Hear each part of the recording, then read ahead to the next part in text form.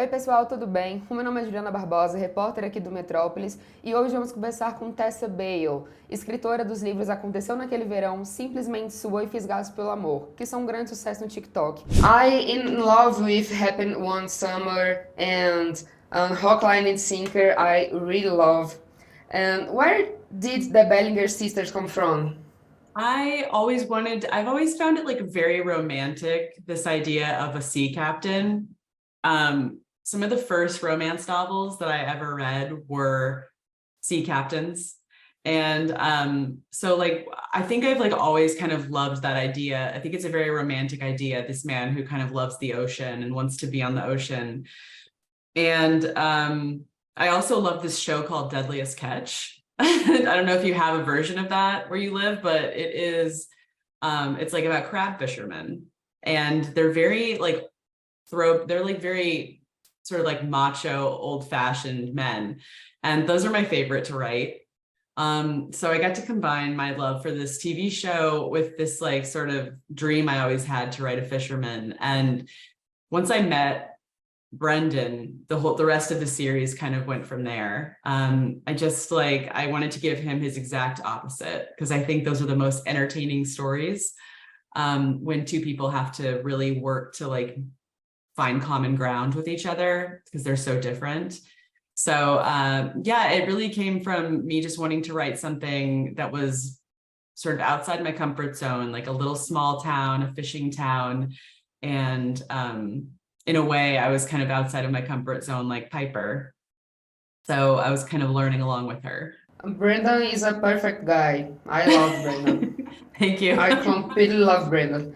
In Secret Hours, we also have a sensual and intense romance. Why did you decide to follow the road of hot romances in your books? It's just really what I love. You know, when I write a book, I want to be when I read a book, a romantic book, I want to be there for every step of the falling in love process. And I think that a lot of it is physical. And I don't think, I don't want to be shut out of that. And I think that those can be really important scenes for not just for the physical release of it. It's like there's, the guard is down, the filter is off, and sometimes they reveal something about each other, or like a vulnerability that maybe they wouldn't have if they weren't sort of like physically vulnerable with each other. So I think that those scenes are not just gratuitous. They really are a chance to advance the plot and advance the relationship. So I love those scenes. And when I read a book, I feel like I'm missing out unless they're graphic. One thing that made me very sad is not having a third book about the Bellinger sisters. Um, want, once we see more books with these two icons, You want me to write more Bellinger Sisters books? I love these books and I love the sisters. Thank you. I didn't really expect the response that I got to those two books. I didn't expect people to respond to them, like to love them so much and for them to go viral. And I had always planned for it to be a duology. And I think that where I left them at the end of Hook, Line, and Sinker in that epilogue it's the perfect place. And I couldn't revisit it now. It like, I left them in just like this kind of like snow globe of, a happy ending. And I don't want to mess with it. I don't want to go back and write more books. But if I could change it, if I could go back in time, I would love to write a book about a female fisherman. That would be the third book if I could write it. TikTok is completely loving with productions that address this romance, sex, and sensuality. Why do you think this issue draws so much public attention?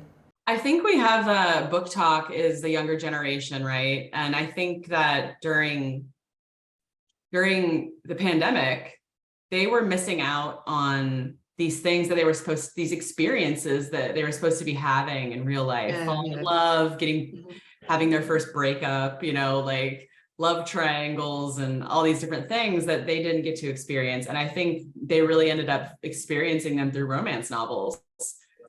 It's kind of been it kind of was the replacement angst, you know?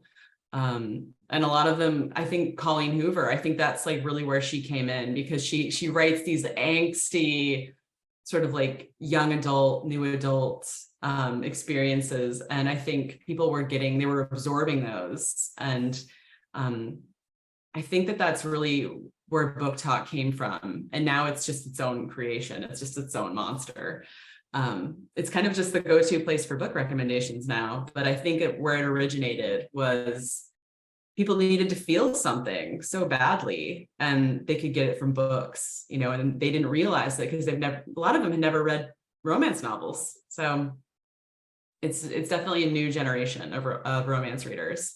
Tessa, I can very clearly imagine your books flowing into the film, the movie, the series.